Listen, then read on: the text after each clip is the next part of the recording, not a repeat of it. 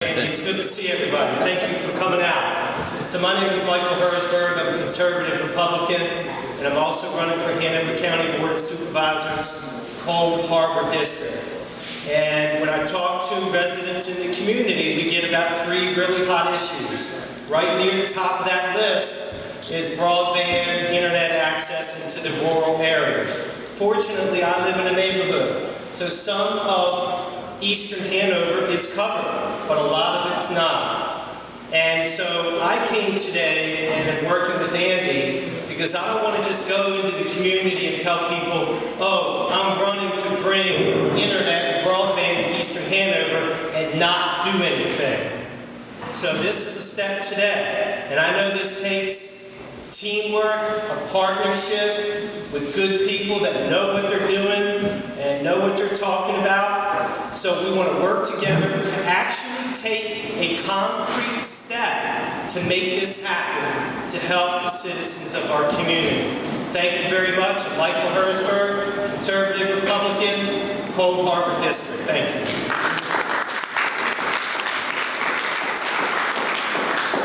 All right, so we're going to get started. Have a discussion and a PowerPoint presentation about Segra and their work in that area.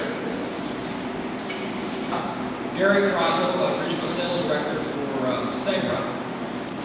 With me today is Jim Mundy, Senior Sales Engineer. He's the brains behind the operation. And then Andre Derrickson, the account executive that works with me. And obviously brought some hometown fans. But I should introduce my wife. Yes. My wife.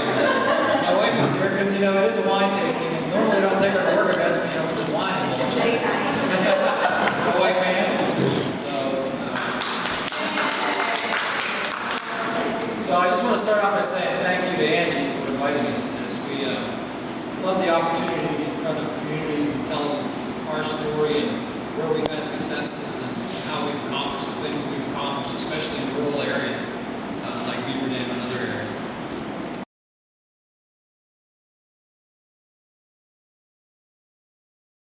There's a lot of data out there, right?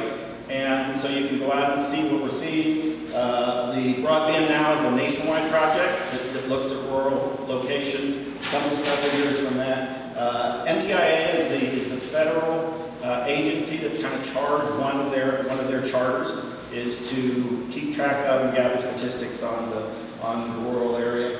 And then they have a further site, a sub-site of theirs, Broadband USA, where you can zoom into a community, see how many providers. I didn't snag the slide, but it's interesting. One of the slides, and they go state by state and they rank the communities. And you can go down through the communities and they'll show you the percentage of residents that have broadband and the number of companies serving them. And there's a couple in here in the state of Virginia that say 0%, but they've got like 9 companies. So we're doing a better job around here, even though everybody doesn't have it. You know, any MBA course will tell you one of the things you should consider if you own a company or manage a company is management by walking around. I like statistics by walking around. So some of the things I see aren't on statistics, it's real world experience. And what we see, for example, when we went into a community that we'll talk about here in a little bit, when our trucks started rolling up there, we literally had people coming up, knocking on the windows of the trucks, saying, what are you doing? Are you bringing internet, right? So, you know, we see that there is a need that the broadband requirement in some of these communities is there. And we'll talk about that case.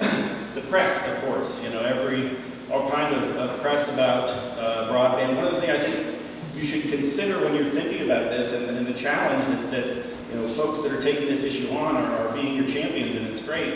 You'll see a national headline where the federal government devotes $10 million to solve rural broadband problem.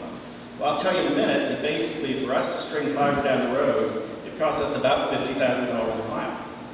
You can divide that into 10 million and see you won't get out of this county, much less cover the nation. So this is a challenge that communities are facing, and we've got to figure out different ways to hit it. We don't have the secret, but we can tell you some stories. Of course, grassroots, yard signs. You know, you go through some of the more rural areas and you see more yard signs for satellite internet. And in a number, or high-speed internet. And, you know, folks that are trying to solve the problem, the MLSs have started listing internet as one of the property things, because it directly impacts property value, whether or not there's internet there. And it's a surprising number when you go just a little far out into Hanover, into Goochland, where a lot of those say no, or unknown. So there's your real world statistics. So it's important to talk a little bit about how you solve this problem by talking about where the internet is, right? And you know, sometimes I say, let me talk about where the internet is. People say, no, we want to talk about what it is, and I know, most people understand what it is. But where it is important, because that's a key factor. It doesn't matter what company, what organization, what idea somebody comes to you with and talks about how they're going to fix your rural broadband problem, if you don't have access to quality internet that they're bringing in from somewhere. The most important thing is wherever I'm starting from. If it's this area, if it's Hanover County, if it's, you know, the story will tell you about in a minute, it was the central part, the sort of the county seat of the county. Assumption one is I've got internet there to begin with, a high-speed internet provider of some kind. Then I can do all kind of things. Well, there's the phone company, right? Anybody have DSL at their facility now? So some DSL. Verizon's a big provider of DSL, but Verizon has actually started to say, we're getting out of the DSL business. We have stories that if you own a home here, and you buy a home across the street, and you call Verizon and say, will you move my DSL? They'll tell you no. Thank you very much. No. And if you're in some areas, you now don't have internet, right? So they're getting out of the business. The phone companies want to get out of the copper wire business, the hard wire. They want everything to be on fiber, right? That's what they're doing. Cable companies, you know, if the population's there, I know this story, right? I told you I grew up in the cable business. So what we did, we had a factor that said we could go out so far. So if a town asked us to come in, interesting story, Gary alluded to the fact that Clifton Forge and Waynesboro was the cable company, or the phone company that we started out as. I was driving for my interview in Daleville, Virginia. I said, this all looks familiar. I mean, I've been here. There's Troutville, there's this town. Turns out, our family actually bought the cable company from the company that I now work for 30 years ago. So I had been there, in fact. But the point was that when they first said that you wanted to have somebody come in, we're going to go out and we're going to do an audit. And the key number in the cable business is how many homes per mile. Because I can't bill that cost. I told you it's $50,000. That's just to put the fiber in the ground. I still have to do everything else. So the more sparse it gets, the harder it is to finance it and make the numbers work. So the cable companies are great if they have a dense population to work on. Other things are wireless companies, so I can use a wireless hotspot. Andre and I were trying to check in on Facebook. Took a little while, right? We're a little further off the net.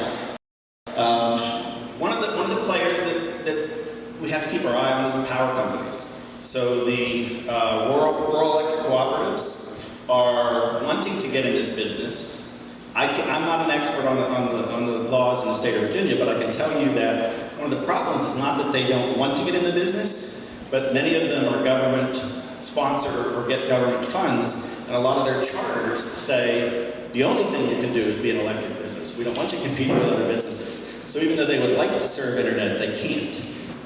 Local governments. So there are a lot of local governments that start broadband initiatives.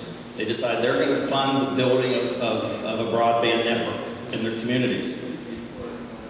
The biggest challenge sometimes here is they get the cart before the horse. They haven't always done the numbers. And we've seen a lot of places where there was a lot of promise and then they couldn't deliver because they couldn't cover the same area. Satellite companies, that's about the only ubiquitous option. Pretty much if it's a satellite company, you can get internet wherever. Anybody have satellite internet in here? Okay. But the fairly disappointing in terms of speeds, right? So it's not so bad coming down, but if you have to upload a file for work, it's pretty darn slow. Tech companies, so companies like us that go out and say, okay, we figured this out. We got ways we can get the service out there. And then tech companies I'm actually referring to, so Google, Facebook, Microsoft are all trying to conquer the rural broadband problem. Google You would think they would Google it, right? They'd figure out how to do it. Google started an initiative called Google Fiber down around Raleigh, Raleigh, North Carolina. A lot of fanfare, Google was going to solve this problem. First thing that Google said is we're only going to residences. And companies like ours, we said, don't know how that's going to work out for you, but good luck, right? We weren't in Raleigh at the time, we are now. But long story short, they couldn't make money at it. They realized it and basically Google Fiber is shuttered, and it was a big fanfare. Now Sergey and his business partner can blow a couple $100 billion and not miss it, but that's what they did. And then you have entrepreneurs, right? So entrepreneurs are who we work with a lot. When we aren't going to do the residence service, there are entrepreneurs out there who can use that fiber that a company like Lumos brings into the market and get you out there. That was my longest slide, I promise. So, show me the money is what I title this slide. So it's all about how do you finance, right? And I'm not an expert on this discussion, but we see some of it firsthand because companies come to us and say, we want you to come into this location or that location, and they have a desire to go out, and we say, well, it's going to cost you $1,000 or $1 million, and they've got to figure out how to finance it. So, you know, there are smarter people in the room here, and some of them are looking to help figure this problem out. But, for example, business users are a source, right? If you can find a big enough business that, for us, you know, if you look at what our board of directors says our charter is to do, it is to build more fiber. That's what we want to do. They don't care how we do it, they don't care what we sell, but we have to go out and put more fiber in the ground because that's the value that our company has today. So if I can get a business 2 miles from here, but they're big and they can help me build that out, along the way, I can now start to pick up other customers. They didn't have to help me carry the full cost. So business users can actually provide some of that. Residential users, as long as it makes money, the residential customers are willing to pay. We've heard stories of residential customers paying up to $200 a month for satellite internet service. Well, $200 a month is a reasonable chunk of money. So if you get enough of those together, they can help finance it. It's all about density and distance, so you've already talked about that. It's about how many people you have together and how far it is. So just because you've got a whole lot of homes, if they're 50 miles or 20 miles from where the internet is, they're going to be in trouble. They're going to have a challenge. There are federal funds available, so among those are E-rate. So anybody heard of E-rate in here? Okay, a couple of my tech brethren. E-rate is a program that started years ago for the schools and libraries, and its intent was really to help them finance technology. Originally, it was just phone service, right? So I've been in the phone business for 30 years, and E-rate was a big thing. It's how they pay their bill. If you get a home telephone bill or a wireless bill, you'll see one of those extra charges on the end called Universal Service Fund. Universal Service Fund is what funds E-rate. They all go up to an organization called USAC, and that money is pooled. It's billions of dollars a year, and it's turned around and put back to the schools, to the libraries. And they can, based on a pretty complex formula that oddly enough is based on how many subsidized school lunches are done. So that's how they sort of do an economic test for a school. For example, some rural schools can get up to 90% reimbursement. So if they pay me $100, 90 of that they can get reimbursed for. But you can go down into some areas like around Williamsburg where it's pretty economically sound. They're only seeing 40% reimbursement. So, but that's key because for a long time they only did whatever your monthly bill was. Now what they've done is they said, we will help you pay a company like Segra to actually build the fiber. It's the government, so they have got a list of requirements about this long. I worked with Gary on the business we won. It's crazy complicated, but if you're willing to look at it and can find the library system, a school district, this is a great way to get that anchor fiber in. It's not going to fix the whole world problem, but it helps us get that build out into that area. I told you Verizon's abandoned in some areas, so they're not going to have a whole lot of choices on where they go. Also, the U.S. Department of Agriculture has some programs out there, so those I'm less familiar with. They're fairly complex. and they're geared toward farms and agriculture. But if you have a rural area, you can use those sometimes. And then state and local funding, right? State and local initiatives, tax initiatives, things that are way over my head, but ways you raise money. My caution is make sure that if you're voting yes, I think it's a good thing, but make sure that there's a sound plan, right? Much better now from what they called their QUIC committee, King William Internet Committee. And it was a proposal actually to get service into the schools. We met some members of the QUIC committee who, when they introduced myself, and I said, hey, Jim Mundy with Lumos, I said, you're the guy that wrote the response a year ago. So they didn't like what I said, but it was real. Good news is we were able to look at schools. Long story short, we did the complex analysis. They were willing to do the work. We were willing to do the work. We built 14 miles of fiber, so you can do the math. If it's $50,000 a mile, it's a lot of money. And the schools will go to the federal government to E-rate, and they'll get reimbursed for, are they 80 or 90%? I think they're 80. I think they're 80%. So they get an 80% reimbursement of that. And so what I'm showing is now, this is the King William story, but this could be Beaver Dam, this could be Hanover County, this could be whatever. So from here on out, it's illustrative. So forget the Segra. I threw the logo on there for this one. So the next thing we did is we did the whole USAC thing, right? The whole E-rate thing.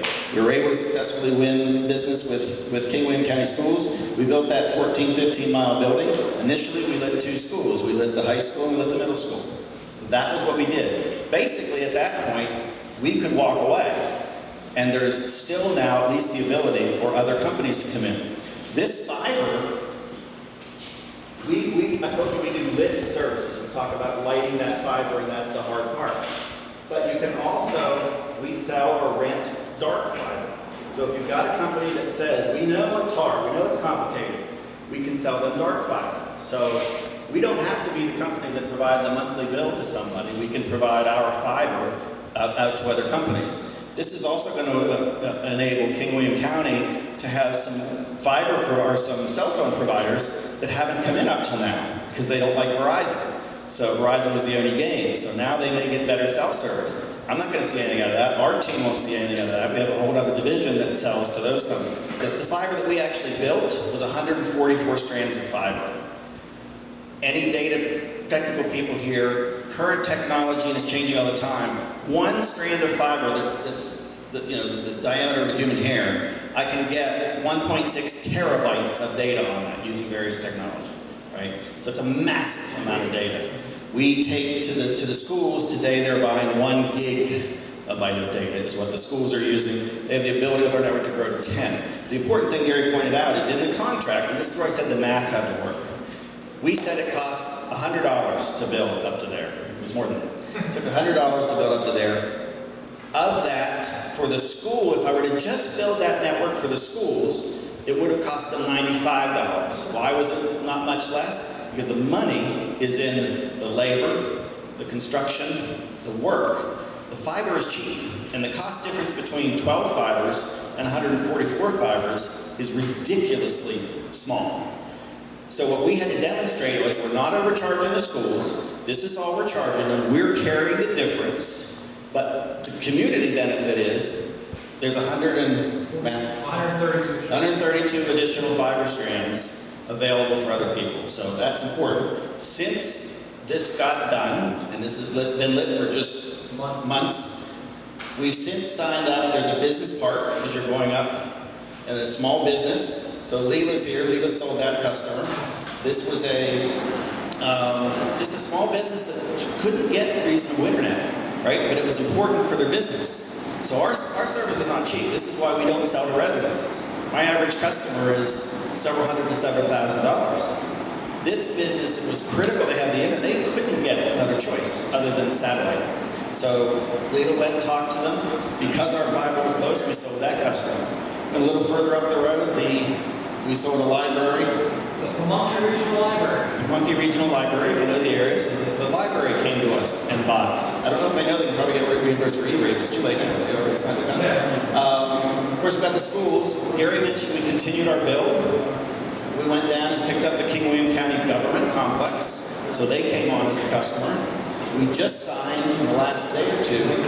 We do business in the city of Richmond with the state of Virginia, obviously a lot, including the Supreme Court. The Supreme Court has a little office up there. Hasn't been able to get internet. They love what we've done for them here. They're like, can you sell us internet? It's not going to be cheap. We've got to build it. That's okay. So go out. We are seeing communities, neighborhoods, builders are basically saying, we will pay you, entrepreneurial company, not us, somebody that works with us. We will pay you to come in and put internet, because my home prices, I can get, I have to have it to be able to sell my homes.